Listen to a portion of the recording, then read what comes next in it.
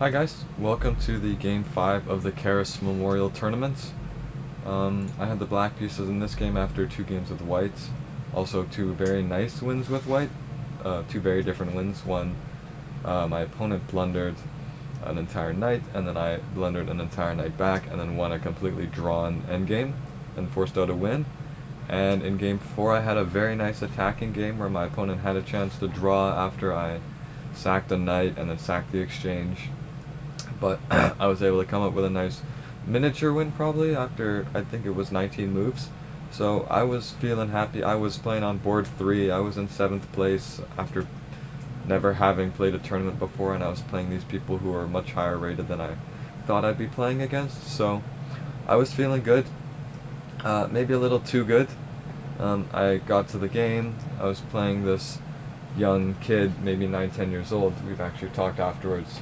He's very nice, and he was in contention for the lead, as well as I was. But he had not lost a game. He had won every game. I had not lost a game, but I had drawn 1 game. So we were both undefeated, but he had a better score. So this was a chance for me to move up. Unfortunately, I had the black pieces, and he played my favorite opening against me, the Ray-T, and I don't really know what to do against this, since I usually treat it as a normal d4 game. When I play with white, I just thought I'd treat it as a normal d4, d5 game as well, which is basically what happened. We got d4, d5, knight f6. I played an early c5 because I knew it was normal. Again, I didn't really know what to do. I just knew these were normal looking moves. He took, I just played e6, and he played c4. So I'm attacking the pawn on c5. He is chipping away at my center. I decided to just take the pawn on c5, and we both agreed after the game that this was probably the best way to go. He didn't really know his theory as well. We were both kind of in the dark. He played bishop e2, which is a little bit of a rare move. Most people play, there's some knight b to d2, there's bishop d2, knight c3. So bishop e2 is a little bit of a weird move, but not as weird as my next move, which was bishop e4, and I don't really know what I was thinking. I thought maybe if he plays knight c3, then I will take and damage his pawn structure. But he didn't, obviously. He just played bishop d2, and this bishop e4 is really bad because it just wastes the tempo in the opening, and it's not a forcing, it is a forcing move because it gives a check, but it's a very easily blocked check, and my opponent doesn't have to make any concessions. So we trade, and I've just helped him develop the knight. Meanwhile, I have made 3 moves with the bishop, which is just a very bad loss of tempo. And even worse, my plan was to take on c4 and then maybe play b5 to support it in conjunction with a6, but I need to get rid of these arrows, sorry. But by allowing him to develop the knight to d2, he can now take back on c4 with the knight, and you can see later this causes me a lot of headaches. So I just castled in this position because if he ever takes on on d5, then I believe either capturing with the knight or the queen is fine, especially because there's no knight c3 anymore to attack the queen if I do take with the queen. So he castled as well a little bit. The position is hanging now in the balance, and I was thinking to take on b5 right away. Except this completely doesn't work because there is knight captures here, and if I do play b5, then he can take the queen here. I have to take back, and then just a simple rook f to d1, and the knight is getting into d6, and it's going to be very hard for me to develop my bishop to b7. It might even have to go to a6, which is really not the optimal square, and d7. This knight will just have an extremely powerful outpost on d6, and there isn't really much I can do about it. And this is a theme. I tried to prepare b5 with a6, but it still is not great because after rook c1, I still cannot take here because of the same pattern of knight captures on c4, because if I go b5, it's even worse because he takes the queen, I recapture, and he plays knight b6. And I'm just losing a piece here because unless I'm going to lose a full rook, or I'm going to lose a bishop because I'd have to play rook a7, and then he can just take on c8. And if I take back, it's even worse actually. I'm getting checkmated. So this is not what I went for, obviously. I realized that, okay, my plan to play b5 might have to be delayed for a while. So I did take on c4 and invited the knight closer, but I just changed my plan. Instead of getting the bishop out to maybe b7 after playing b5, I just played knight d7. And my position is not great because there is the hole on d6. But at the very least, knight b to d7 did stop knight b6, which I thought was a bigger threat. Especially now, because if the knight was not here, you play knight b6, I have to move the rook, and then the rook comes down and takes the bishop. If I move it here, then I'm just completely stuck. So I played knight d7, and he played queen c2, which is a good move. Just building up the pressure on the c file, which is really exposed right now. And I really had to come up with a defensive plan here. And I found an okay move, which is knight to d5 here. Basically just trying to reroute this knight while keeping the b6 square covered. And I thought in the game that I couldn't be hit with e4, but this is wrong, because I thought I had knight f4, but just the simple rook f to d1, and even if I take, he takes back. The knight's coming into d6. I'm pinned here along on the d file, so even something like knight b6 is possible, and I'm completely stuck. I can't move my knight. I can't play b5 because then I allow the knight to come in. Excuse me, sorry. So luckily my opponent didn't play this. I missed this. Instead he played h3, which completely throws away his advantage. It's now only plus 0.5 for white. And this is because I can actually play b5 now. And if the knight goes back, then I'm going to just develop normally with bishop b7, maybe put the knight on, or the d knight, or the 7th knight on f6, or to b6, and all is good. So I did play b5. I expected knight d6, but another plan behind playing knight e5 was to move this knight away, so the knight, or the queen, gets a tempo on the knight, which forces him to take the bishop, which is what happened. I played knight f6. I found out after the game that knight to b6 is much better, because I was contemplating the two. On knight f6, I was scared of queen c5. Or no, I'm sorry. On knight b6, I was scared of queen c5 because I thought he had e4. So let's say I do nothing. I thought he had e4, but he doesn't, because I actually have knight a4 getting a tempo on the queen. The queen drops back somewhere, and then I can move the knight out of the way. And my position is still not great after rook fd1, but oh no, on queen c2 I can just take the knight, and then if he takes the knight back, then all is fine, material's good, zeros all around. So that's what would have happened if I played knight b6, and he said he actually didn't see queen c5, but I was scared of it. But the funny thing is, after my move knight f6, queen c5 is even more powerful when the knight goes to this side of the board, because e4 is actually a threat now, because there is no knight a5. As well as the threat, let's say I play nothing h6, knight e5 is very strong. And you can see my position, I'm completely stuck in. So, thankfully for me though, on knight f6 he just took the bishop, which was not the best move, because now I recapture with the rook. He has to move his queen, and now I just get to connect my rooks and develop my queen. And queen b6 is really the only move that makes sense in this position, because you need to develop your queen, and the queen's actually quite safe here. He played queen d4, offering a queen trade, which I didn't really want to take the queen and invite his knight in. It's still fine for white and black, but I didn't really feel like doing that. I had had enough of the knights jumping into my position every which way, so I decided to play queen a5, which is not a great move. What was best actually was to just play g6 and allow this even, and then everything would probably get traded, and I just enjoy an open c-file. My knight can always come back to d5, so I should have gone for this.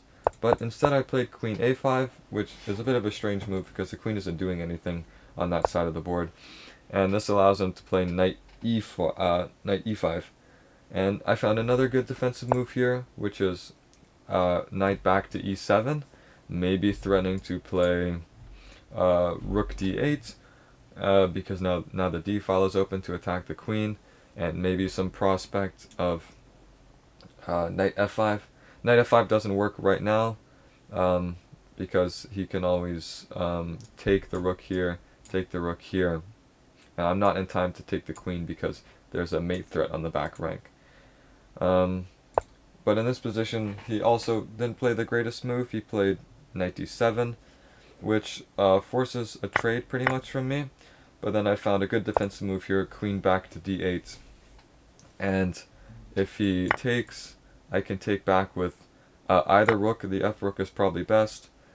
And then he can take here, and something like rook to d1, trying to get in here down to the pawn, can always be met with rook check, bishop blocks, and then the good defensive resource knight c6. So let me just show that. Let's say I do nothing. He plays rook d6. I can play rook c1 plus check. He blocks with the bishop, and then I have this nice move, knight c6, which, if I hadn't moved my pawn to h6, it covers back rank, and also the bishop has no way to defend it. It cannot easily get itself to this diagonal because it's pinned, and this disconnects the rook from the attack on the pawn. So knight c6 with rook c1 would have been good. But none of this happened. After queen d8, he moved the queen back, which is a good move.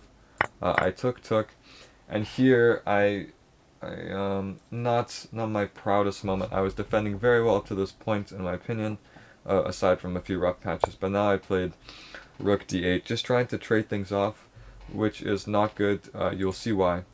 But I should have just took the rook on c1 and then traded again on c8, and then we would have brought our kings to the middle.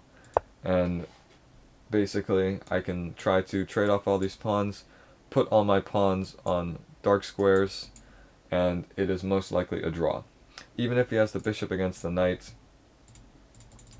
it's very easy for me to just build up a dark squared pawn complex, and it'll probably be drawn. And the engine agrees it is just a draw. But on rook d8, I allowed him to take on c8 and then play rook d6. And this move doesn't work because of the fact that I have the previously mentioned idea. Unfortunately, I didn't see this, and it wasn't very comfortable to play because the knight seems loose because it's dependent on the rook here, but it just gives me enough time to move my king out, attack the rook. The rook will have to drop back, and this is probably just a draw as well. Unfortunately, I played g6, trying to give my king some breathing room, sacking this pawn here because I didn't see a way to defend it, because on something like rook a8,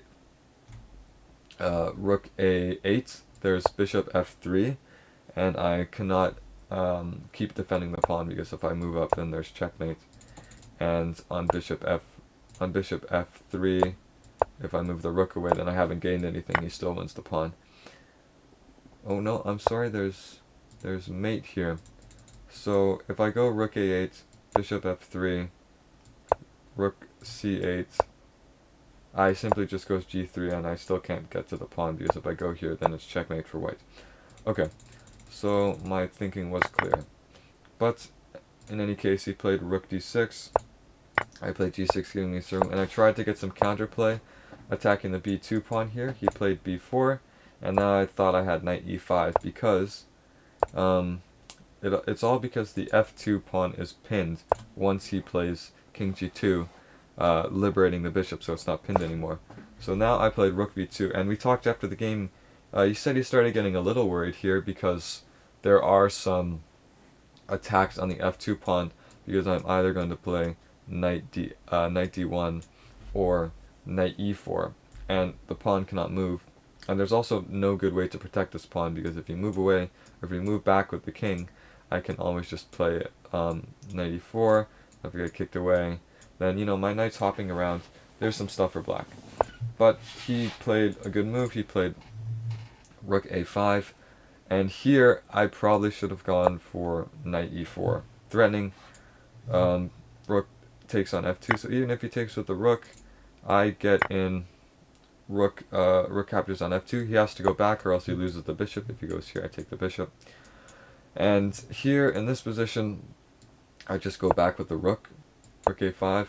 And the engine gives all zeros, but I mean, looking at this position, in low time trouble as a human being, I think it's very hard to play with the two passed pawns here.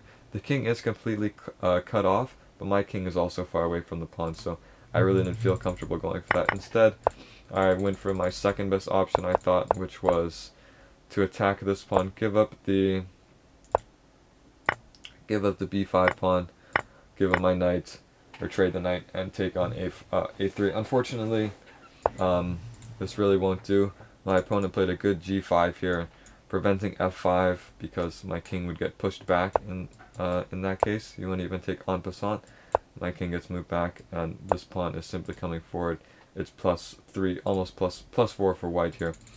So I didn't go for that. The rest of the game is unfortunately me just trying to hang on for dear life here, which oops, sorry, I think I scrolled up there, which wasn't very successful. He brought his king around, we traded some outside pawns, he started marching the pawn forwards. I couldn't get my king over, my rook was cut off, and here I resigned because there's nothing else for me to do. It's +6 for white. He is simply going to, he can even take his time to bring his king around this way and get to this side of the pawn. These pawns are not going anywhere, they're split, and it's very hard to make a pass pawn of my own. And if I go something like this, he can even just take the time to block with the rook, move it back, and then bring his king. So this was my first loss of the tournament. I actually did not feel that dejected afterwards because I thought I put up a pretty good fight, especially in the middle game with my defense. And we discussed after the game, and Mr. Johan Aljo, he actually went on to win, or joint win the tournament. So congratulations to him. And yeah, this was a disappointing way to start the day, considering I had been playing better than I thought I would for the rest of the tournament, but I also had to lose my first game eventually, so I'm glad I didn't get blown off the board or anything like that. And unfortunately, I also lost my 6th round game. I lost the tournament sheet, which has the notation on it for that game. I've tried to piece it together from memory, but it's not perfect.